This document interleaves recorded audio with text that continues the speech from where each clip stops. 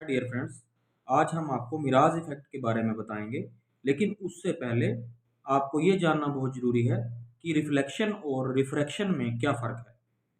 Reflection उसे कहा जाता है कि जैसे सनलाइट किसी सरफेस पर पड़ती है और वहाँ से टकराकर वो वापस किसी एंगल पर मुड़ जाती है, तो उसे कहा जाता है रिफ्लेक्शन।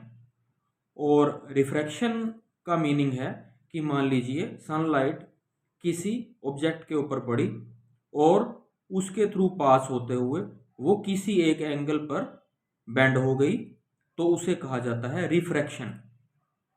तो डियर फ्रेंड्स, अब मैं आऊँगा वापस अपने टॉपिक पर, मिराज इफेक्ट। अक्सर आपने देखा होगा कि गर्मियों में रेगिस्तान में या सड़कों पर जब हम दूर से देखते हैं तो हमें ऐसे लगता है कि वहाँ पर पानी है। जो जिसका एक एग्जांपल मैं आपको इस पिक में दिखाना भी चाहूँगा। ये देखिए, ये रेगिस्तान में खजूर के पेड़ लगे हुए हैं और नीचे देखिएगा, नीचे जो आपको ये पानी दिख रहा है और इसमें इसकी खजूर के पेड़ की रिफ्लेक्शन दिख रही है, ये है मिराज इफेक्ट। ये एक तरह का इल्यूज़न होता है। गर्मियों में अक्सर ये हम लोगों को देखने को मिलता है, लेकिन जब हम वहाँ पास जाकर देखते हैं तो हमें ऐसा कुछ भी नज़र नहीं आता, वहाँ कुछ भी नहीं होता। तो डियर फ्रेंड्स, एक एग्जांपल मैं आपको और दिखाना चाहूँगा। अक्सर आप देखते हैं, हम लोग जब गर्मियों में सड़क पर जाते हैं तो दूर से हमें सड़क पर पानी दिखाई देता है, लेकिन जब हम पास पहुंचते हैं तो वहाँ कुछ भी नहीं होता। तो इस ऑप्टिकल इल्यूजन को मिराज इफेक्ट के नाम से जाना जाता है। तो डियर फ्रेंड्स, इसके पीछे एक रीज़न है, तो वो मैं आपको समझाना चाहूँगा। एक्चुअली होता क्या है कि जब सनलाइट खजूर के पेड़ पर पड़ती है या जो सनलाइट अर्थ पर पहुंचती है, उसे कई तरह के एटमॉस्फेरिक लेयर्स से गुजरकर पहुंचना पड़ता है। और होता ऐसे है कि ऊपर की लेयर जो रहती है हवा की, वो थोड़ी कूल रहती है। उससे थोड़ी नीचे की लेयर थोड़ी सी वार्म होती है ऊपर वाली हवा के कंपैरिजन में। और जो सबसे नीचे गर्मियों में धरती के पास वाली लेयर रहती है, वो हॉट रहती है, क्योंकि सनलाइट जब धरती पर पड़ती है तो वहाँ से भी वो रिफ्लेक्ट होती है, और उस वजह से जो उसके धरती के आसपास की एयर है वो सबसे ज़्यादा वार्म रहती है, हॉट रहती है।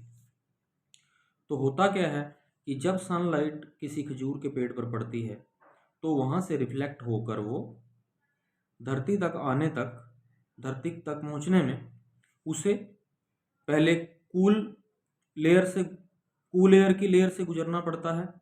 और जब वो कूल एयर की लेयर से गुजरकर वार्म एयर की लेयर में आती है तो वो क्या होता है, लाइट वहाँ पर रिफ्रैक्ट हो जाती है, एक सर्टेन एंगल पर बेंड हो जाती है। और उसके बाद जब वार्म एयर की लेयर से वो हॉट एयर की लेयर में आती है तो वो दोबारा से एक सर्टेन एंगल पर रिफ्रैक्ट हो जाती है। और डियर फ्रेंड्स, उसके बाद क्या होता है, क्रिटिकल एंगल से एक कुछ सर्टेन एंगल अबव वो लाइट, वो सनलाइट की रे रिफ्लेक्ट हो जाती है और देखने वाले की आईज तक पहुंचती है। तो एक तरह से वो टोटल रिफ्लेक्शन हो जाती है after the phenomena of refraction through all layers of air. तो इस तरह से वो एक यू की तरह शेप बना देती है और देखने वाले को ऐसे लगता है कि जहाँ पर वो दूर से देख रहा है वहाँ पर पानी है, या अगर वहाँ कोई पेड़ है तो उसकी इमेज उसको रिफ्लेक्ट होकर नीचे ज़मीन पर दिखती है, जहाँ उसे लगता है कि वहाँ पर पानी है और पानी में उसकी इमेज रिफ्लेक्ट होकर दिख रही है। तो डियर फ्रेंड्स, साइंस के स्टूडेंट्स तो इसको अक्सर अपनी किताबों में पढ़ते ही हैं, लेकिन मेरा इस मिराज इफ़ेक्ट पर वीडियो बनाने का एक रीज़न ये भी है कि सिर्फ साइंस के स्टूडेंट ही नहीं, हर कोई इंसान मिराज इफ़ेक्ट के बारे में जाने, क्योंकि ये भी एक हमारी पार्ट लाइफ का एक पार्ट है और अपनी नॉलेज को एनहांस करना हर किसी के लिए फ़ायदेमंद साबित होता है, ताकि कल आप भी अगर कहीं सफ़र कर रहे हो तो आपको मिराज इफ़ेक्ट का रीज़न पता हो। तो डियर फ्रेंड्स, आशा करते हैं कि जो मिराज इफ़ेक्ट के बारे में हमने आपको इन्फॉर्मेशन दी है वो आपको अच्छी लगी होगी। तो हमारे नेक्स्ट वीडियो तक के लिए गुड बाय, थैंक यू।